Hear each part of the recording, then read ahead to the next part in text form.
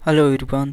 तो साथियों, हम लोग बात करेंगे अगले प्रैक्टिस सेट का। ये बिहार पुलिस के लिए हम लोग ने ऑलरेडी 24 प्रैक्टिस सेट को देख लिया है। ये हमारा 25वां है, ठीक है। तो चलिए हम लोग इस प्रैक्टिस सेट को देख लेते हैं। देखिए 20,000 के आसपास नई बहाली आने वाली है बिहार पुलिस में। तो इसके लिए आपको प्रैक्टिस सेट और रिविज़न करते रहना है, ठीक है। पहला क्वेश्चन देख लेते हैं। आरंभिक वैदिक साहित्य में सर्वाधिक वर्णित नदी कौन है? आरंभिक वैदिक साहित्य में सर्वाधिक वर्णित नदी का बात करें तो आपका करेक्ट आंसर हो जाएगा यहाँ पर सिंधु। सिंधु नदी का वैदिक साहित्य में सर्वाधिक वर्णित है। चलिए अगले क्वेश्चन को देख लेते हैं। उपनिषद किस पर आधारित पुस्तक है? उपनिषद का बात करें तो उपनिषद एक दार्शनिक पुस्तक है। चलिए अगले क्वेश्चन को देख लेते हैं। Question number 3। गौतम बुद्ध ने अपनी मृत्यु के पहले बौद्ध संघ के नेतृत्व के लिए किसे नामित किया था? गौतम बुद्ध के मृत्यु से पहले बौद्ध संघ के नेतृत्व के लिए किसे नामित किया गया था? तो आपका करेक्ट आंसर हो जाएगा यहाँ पर महाकश्यप। ऑप्शन ए आपका करेक्ट हो जाएगा। नेक्स्ट, जैन धर्म में पूर्ण ज्ञान का अर्थ क्या है? जैन धर्म में पूर्ण ज्ञान का अर्थ का बात करें तो आपका करेक्ट आंसर हो जाएगा यहाँ पर कैवल्य, और यही बौद्ध धर्म में आपका मोक्ष। जैन धर्म में पूर्ण ज्ञान को क्या कहा जाता है? का अर्थ क्या होता है? पूर्ण ज्ञान का अर्थ होता है कैवल्य, और बौद्ध धर्म में पूर्ण ज्ञान का अर्थ होता है मोक्ष। नेक्स्ट अगले क्वेश्चन को देख लेते हैं हम लोग। हाइडेस्पीस का युद्ध किस नदी के किनारे हुआ था? हाइडेस्पीस का युद्ध का बात करें तो आपका करेक्ट आंसर हो जाएगा यहाँ पर झेलम। झेलम नदी के किनारे हाइडेस्पीस का युद्ध लड़ा गया था। नेक्स्ट अगले क्वेश्चन को देख लेते हैं। मुर्गन देवता की उपासना सबसे पहले किसने शुरू की थी? मुर्गन देवता को सुब्रमण्यम भी कहा जाता है। तो इसकी उपासना का बात करें तो सबसे पहले तमिलों ने शुरू किया था। तो तमिलनाडु के क्षेत्र में आपको मुर्गन देवता हुआ करते थे।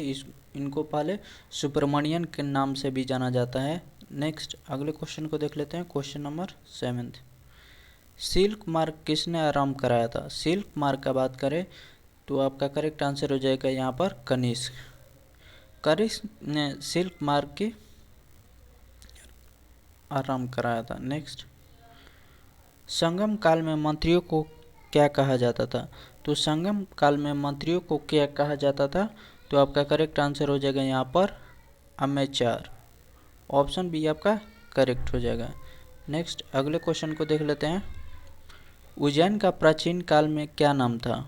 उज्जैन का प्राचीन काल में क्या नाम था? तो आपका करेक्ट आंसर हो जाएगा यहाँ पर अवंतिका। ऑप्शन ए आपका करेक्ट हो जाएगा। नेक्स्ट अगले क्वेश्चन को देख लेते हैं। राष्ट्रीय डेयरी विकास बोर्ड की स्थापना कब की गई? राष्ट्रीय डेयरी विकास बोर्ड की स्थापना का बात करें तो आपका करेक्ट आंसर हो जाएगा यहाँ पर 1970। 1970 में राष्ट्रीय डेयरी विकास बोर्ड की स्थापना की गई थी। नेक्स्ट अगले क्वेश्चन को देख लेते हैं हम लोग। सीएसओ की स्थापना किस वर्ष की गई थी? सीएसओ का फुल फॉर्म होता है सेंट्रल स्टैटिस्टिकल ऑर्गेनाइजेशन, और इसकी स्थापना कब की गई थी? तो आपका करेक्ट आंसर हो जाएगा यहाँ पर 1951। 1951 ईस्वी में सीएसओ की स्थापना की गई थी। नेक्स्ट अगले क्वेश्चन को हम लोग देख लेते हैं। प्रधान मध्याह्न रेखा कहाँ से गुजरती है? प्रधान मध्याह्न रेखा का बात करें तो आपका करेक्ट आंसर हो जाएगा यहाँ पर ग्रीनविच। ग्रीनविच से होकर प्रधान मध्याह्न रेखा गुजरती है। नेक्स्ट अगले क्वेश्चन को देख लेते हैं हम लोग। Question number 13। उत्तरी गोलार्ध में सबसे बड़ा दिन कब होता है? उत्तरी गोलार्ध का बात करें तो आपका करेक्ट आंसर हो जाएगा यहाँ पर 21 जून। 21 जून को सबसे बड़ा दिन करता है। और दक्षिणी गोलार्ध में बात करें 21 जून सबसे बड़ा दिन करता है उत्तरी गोलार्ध में, और सबसे छोटा दिन का बात करें तो 21 जून 22 दिसंबर को सबसे छोटा दिन करता है उत्तरी गोलार्ध में, और दक्षिणी गोलार्ध में यही 21 जून को सबसे छोटा दिन करता है और 22 दिसंबर को सबसे बड़ा दिन करता है। दक्षिणी गोलार्ध में। चलिए अगले क्वेश्चन को देख लेते हैं हम लोग। क्वेश्चन नंबर 14, पृथ्वी की भूमध्य व्यास कितना है? पृथ्वी की भूमध्य व्यास की बात करें तो आपका करेक्ट आंसर हो जाएगा यहाँ पर 12,456 किलोमीटर। पृथ्वी की भूमध्य व्यास का बात करें तो 12,756 किलोमीटर है। नेक्स्ट अगले क्वेश्चन को देख लेते हैं हम लोग।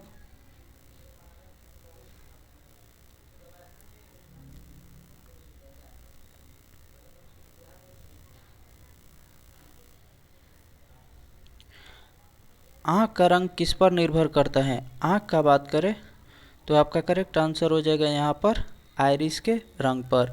आइरिस देखिए 3 तरह का होता है। एक होता है आपका ब्लैक काला होता है, ब्राउन होता है भूरा होता है, और एक होता है ब्लू जो कि नीला होता है। तो ये आपके 3-4 तरह का होता है आइरिस का रंग। तो आपका करेक्ट आंसर हो जाएगा ऑप्शन ए आइरिस के रंग पर। नेक्स्ट, किसी वस्तु का प्रतिबिंब रेटिना पर कब तक रहता है? किसी वस्तु का प्रतिबिंब हमारे आँख के रेटिना पर बात करें तो कितने देर तक रहता है? तो आपका करेक्ट आंसर हो जाएगा 1/10 सेकेंड। 1/10 सेकेंड तक रहता है किसी वस्तु का प्रतिबिंब हमारे रेटिना पर। नेक्स्ट अगले क्वेश्चन को देख लेते हैं। चलचित्र में प्रति सेकंड कितने चित्र दिखाया जाता है? चलचित्र में प्रति सेकंड कितने चित्र को दिखाया जाता है? तो आपका करेक्ट आंसर हो जाएगा यहाँ पर 24। चलचित्र में प्रति सेकंड 24 चित्र को दिखाया जाता है। नेक्स्ट अगले क्वेश्चन को देख लेते हैं। कौन सी रंग सभी रंगों को अवशोषित कर लेती है? तो कौन सी ऐसी रंग है जो सभी रंगों को एब्जॉर्ब कर लेती है, अवशोषित कर लेती है? तो आपका करेक्ट आंसर हो जाएगा यहाँ पर काला रंग। जो काला रंग है वो बाकी जितने भी रंग होते हैं उनको सभी को अवशोषित कर लेती है। तो ऑप्शन यहाँ पर सी आपका करेक्ट हो जाएगा। नेक्स्ट अगले क्वेश्चन को देख लेते हैं। नाइक्रोम किसका मिश्र धातु है? नाइक्रोम का बात करें तो आपका करेक्ट आंसर हो जाएगा यहाँ पर क्रोमियम और निकेल। क्रोमियम और निकेल मिलाकर नाइक्रोम एक मिश्र धातु के रूप में बनाया जाता है। नेक्स्ट अगले क्वेश्चन को देख लेते हैं हम लोग। हाइड्रोलिक ब्रेक किस नियम पर आधारित है? हाइड्रोलिक ब्रेक का बात करें तो आपका करेक्ट आंसर हो जाएगा यहाँ पर पास्कल। पास्कल के नियम पर हाइड्रोलिक ब्रेक वर्क करता है। नेक्स्ट अगले क्वेश्चन को देख लेते हैं। जब बर्फ पानी में तैरता है तो उसके आयतन का कितना भाग पानी के ऊपर रहता है? जब बर्फ पानी में तैरता है तो उसके आयतन का कितना भाग पानी के ऊपर रहता है? तो आपका करेक्ट आंसर हो जाएगा यहाँ पर 1/10 भाग।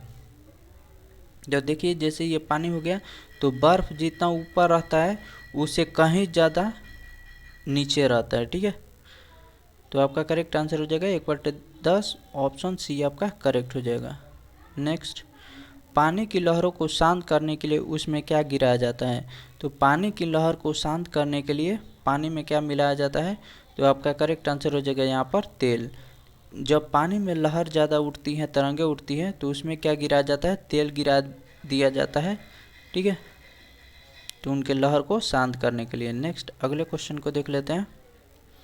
वित्त आयोग का गठन किस अनुच्छेद के अंतर्गत किया गया है? वित्त आयोग का गठन का बात करें तो आपका करेक्ट आंसर हो जाएगा यहाँ पर अनुच्छेद 280। अनुच्छेद 280 के तहत वित्त आयोग का गठन किया गया है। ऑप्शन सी आपका करेक्ट हो जाएगा। नेक्स्ट, विश्व में किसी भी देश में सर्वाधिक उम्र के प्रधानमंत्री बनने वाले कौन हैं? तो विश्व में हम लोग बात करें किसी भी देश का सर्वाधिक उम्र के प्रधानमंत्री बनने वाले कौन व्यक्ति हैं? तो आपका करेक्ट आंसर हो जाएगा यहाँ पर मोरारजी देसाई। ऑप्शन डी आपका करेक्ट हो जाएगा। यहाँ पर मोरारजी देसाई ऐसे पहले व्यक्ति हैं जो पूरे विश्व में सबसे ज़्यादा उम्र में प्रधानमंत्री बने हैं। नेक्स्ट, एक वर्ष में संसद की कम से कम कितनी बार बैठक होनी चाहिए? तो संसद की बैठक होती है तो कितनी होनी चाहिए एक वर्ष में? कम से कम। तो आपका करेक्ट आंसर हो जाएगा यहाँ पर कम से कम 2 बार होनी चाहिए। एक वर्ष में कम से कम कितनी बैठक होनी चाहिए? तो 2 बार होनी चाहिए। नेक्स्ट, अमरनाथ गुफा किस राज्य में स्थित है? अमरनाथ गुफा का बात करें, चलिए हम लोग ऑप्शंस देख लेते हैं।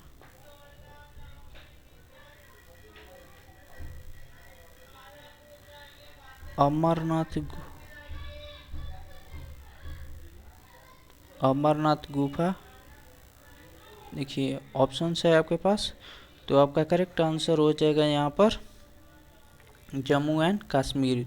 जम्मू एंड कश्मीर में आपको अमरनाथ की गुफा देखने को मिलेगा। नेक्स्ट अगले क्वेश्चन को देख लेते हैं। भारतीय सेना का नया आधार गीत क्या है? भारतीय सेना का नया आधार गीत का बात करें तो आपका करेक्ट आंसर हो जाएगा मेरा भारत महान। ऑप्शन ए आपका करेक्ट हो जाएगा। नेक्स्ट अगले क्वेश्चन को देख लेते हैं हम लोग। काली मिट्टी किस फसल के लिए उपयुक्त है? काली मिट्टी का बात करें, ब्लैक सॉइल का बात करें तो आपका करेक्ट आंसर हो जाएगा यहाँ पर कॉटन, यानी कपास के लिए काली मिट्टी बहुत ज़्यादा उपयुक्त होता है।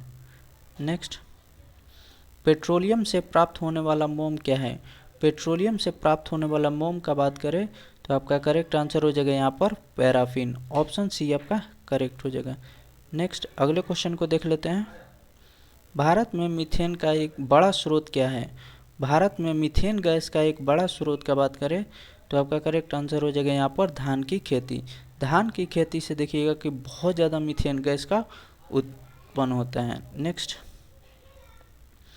टमाटर सॉस में क्या पाया जाता है? टमाटर सॉस का बात करें तो आपका करेक्ट आंसर हो जाएगा यहाँ पर एसिटिक अम्ल। एसिटिक एसिड आपको टमाटर सॉस में पाया जाता है। नेक्स्ट सिरका को लैटिन भाषा में क्या कहा जाता है? सिरका यानी एसिटिक एसिड कहा जाता है, तो आपका करेक्ट आंसर हो जाएगा एसिटिक अम्ल। एसिटिक अम्ल कहा जाता है, एसिटिक अम्ल। चलिए नेक्स्ट अगले क्वेश्चन को देख लेते हैं। दवा बनाने में कौन काम आता है? तो मेडिसिन बनाने के लिए कौन सा उपयोगी होता है? तो आपका करेक्ट आंसर हो जाएगा यहाँ पर बेंजोइक अम्ल। दवा बनाने में बेंजोइक अम्ल मदद करता है। नेक्स्ट अगले क्वेश्चन को देख लेते हैं।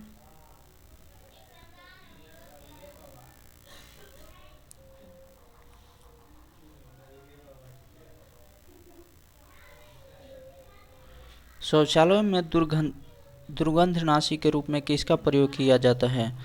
तो शौचालय में दुर्गंधनाशी के रूप में आपका प्रयोग किया जाता है ऑर्थोक्लोरोफिनॉल। ऑर्थोक्लोरोफिनॉल का प्रयोग किया जाता है शौचालय में दुर्गंधनाशी के रूप में। नेक्स्ट अगले क्वेश्चन को देख लेते हैं हम लोग। पृथ्वी के भूप्रपटी में सर्वाधिक मात्रा में कौन सा तत्व पाया जाता है? तो पृथ्वी के भूप्रपटी में सर्वाधिक मात्रा में तत्व का बात करें तो आपका करेक्ट आंसर हो जाएगा यहाँ पर ऑक्सीजन। ऑक्सीजन पाया जाता है, उसके बाद सिलिका पाया जाता है, उसके बाद एल्युमिनियम पाया जाता है, उसके बाद आयरन पाया जाता है।